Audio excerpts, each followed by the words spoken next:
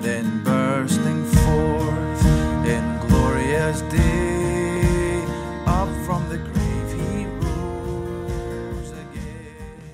Bonjour frères et sœurs, bienvenue de retour dans cet effort de mieux comprendre la Bible et aujourd'hui on va toucher à un sujet un peu délicat, le règne souverain de notre Maître, Dieu Tout-Puissant. C'est un sujet délicat parce que certains penchent d'un bord ou de l'autre, et de l'autre, et ont la misère à pleinement accepter ou reconnaître ou apprécier le règne que Dieu a sur ce monde et même sur le cœur de l'homme. Je ne vais pas dans les détails, je ne vais pas faire des arguments, je vais juste vous lire dans Deutéronome ce que Dieu dit à travers Moïse. En continuant à discuter dans le chapitre 2 sur cette idée qu'elle n'allait pas toucher certaines nations, mais ils vont pouvoir conquérir d'autres, il dit ceci.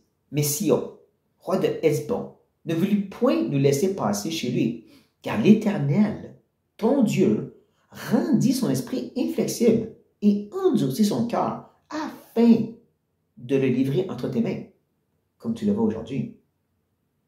Dieu a rendu son esprit inflexible et endurci. Voyons, Dieu ne fait pas ça. C'est aller contre le libre arbitre.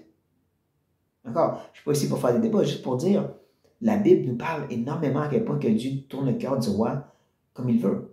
Et il le démontre même par les différentes nations qu'il a dirigées, les cœurs qu'il a endurcis.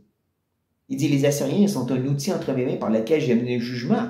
Assyriens est un peuple horrible que Dieu va ensuite tourner et juger eux-mêmes parce qu'ils ont agi dans leur méchanceté. Judas était prédestiné, mais Judas avait un cœur méchant. Satan ne l'a pas forcé à trahir Jésus, mais certainement poussé dans la bonne direction ce qui était déjà là. Il y aura un beau mystère entre cette idée que Dieu œuvre dans le cœur et que l'homme agit selon sa volonté. Mais de négliger l'aspect où que Dieu endurcit, rend les choses inflexibles, tourne le cœur du roi comme bon lui semble pour accomplir ses plans à sa gloire,